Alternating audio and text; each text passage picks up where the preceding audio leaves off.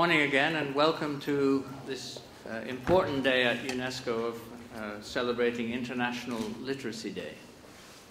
My name is Nicholas Burnett, and I'm the Assistant Director General for Education at UNESCO. Let me start by asking Michel Sidibé, who is the, as I think mentioned, is the Assistant Secretary General and Deputy Executive Director of Programs at UNAIDS. Mr. Chair, let me start by thanking Director General Matsuura of UNESCO. We are here because we all know that the 770 million people who are adult people who are functionally illiterate, that most of those people are living in communities which are hard hit by HIV/AIDS. For HIV, literacy is particularly important as individuals need to understand the rapidly evolving context of this epidemic.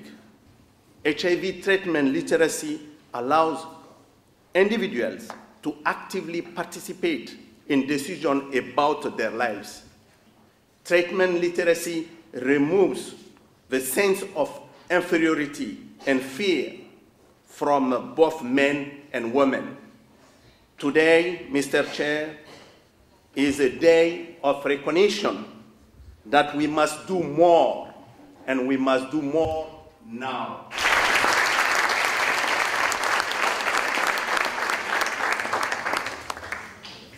So I'm just going to read out a little story that I bring in from Islamabad to you to give you an example how much difference it can make.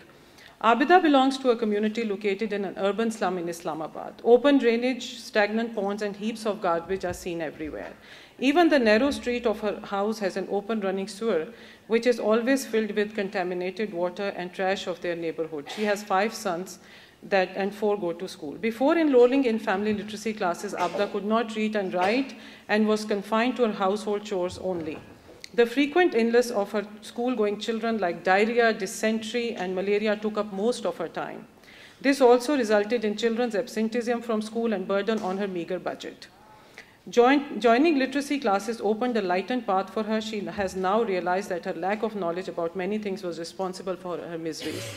She had no idea that diseases like these can be avoided by taking precautionary measures. She has now made hand washing before every meal a compulsion for everyone in her house. Even her husband is not exempted. The problem is multi-pronged. It is not just literacy, it is not just health. Literacy, health, and children's education, which is combined together that we are facing. And with this looming nutritional crisis as well, and in our countries, political and other crises, we really need to make the household as the nexus for change. Thank you.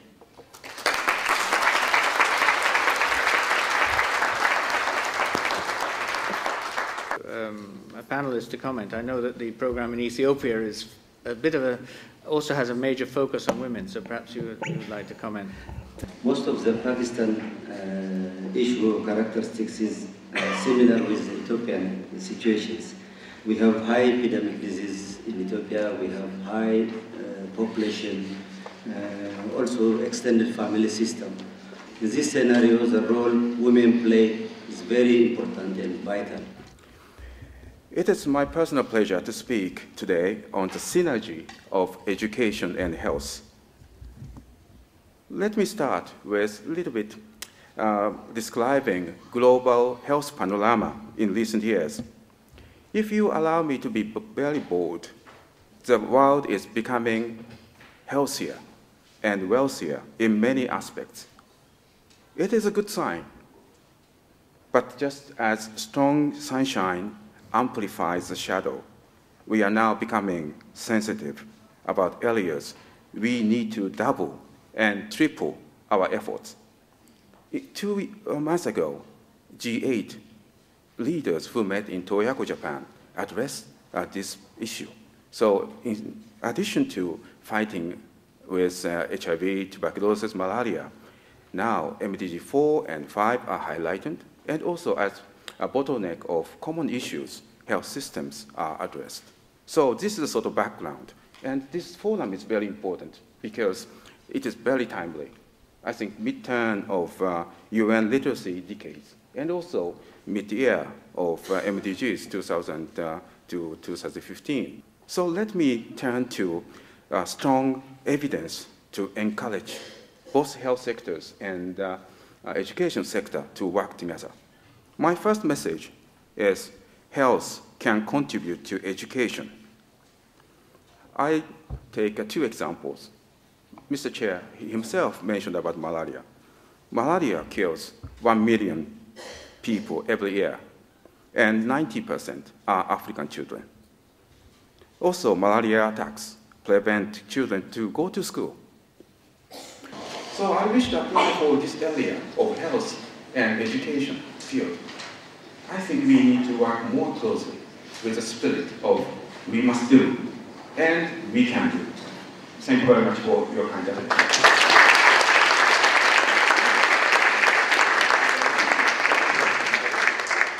Thank you very much.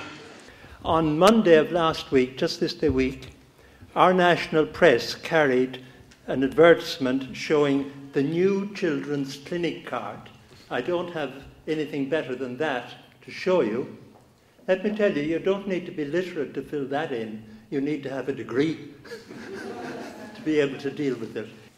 Illiteracy in itself is not contributing to HIV infection, but it does make it very difficult, sometimes even impossible, for people who are not able to read and write to access all the forms of print information, and as my colleague from Zambia again has said already, be open to the medical services that will help them in preventing.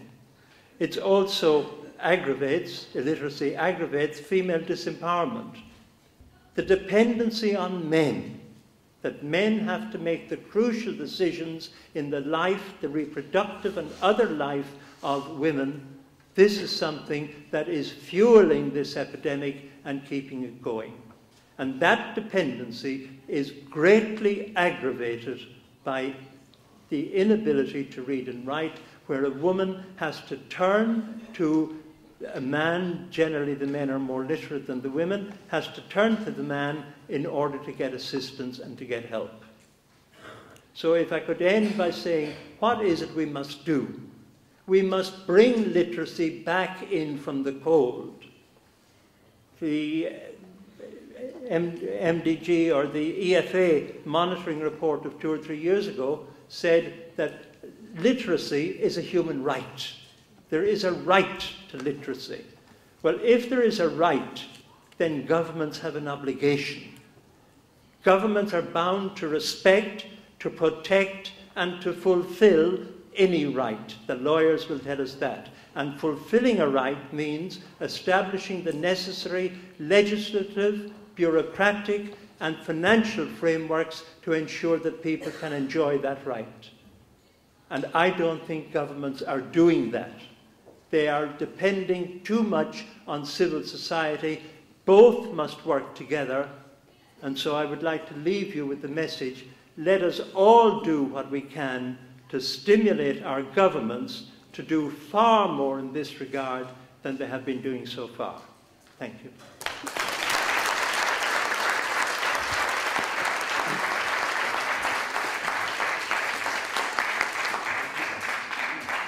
We believe that people need to have the kind of education or learning that opens up a critical thinking, an ability to search through their own lives and ask themselves, why are we in the situation we're in? Do we want to get out of this situation, and how do we get out of this situation? So again, I personally feel that it's time for us to really act on these issues of literacy. It's time for us really to consider it as a right of the people. Thank you. Thank you.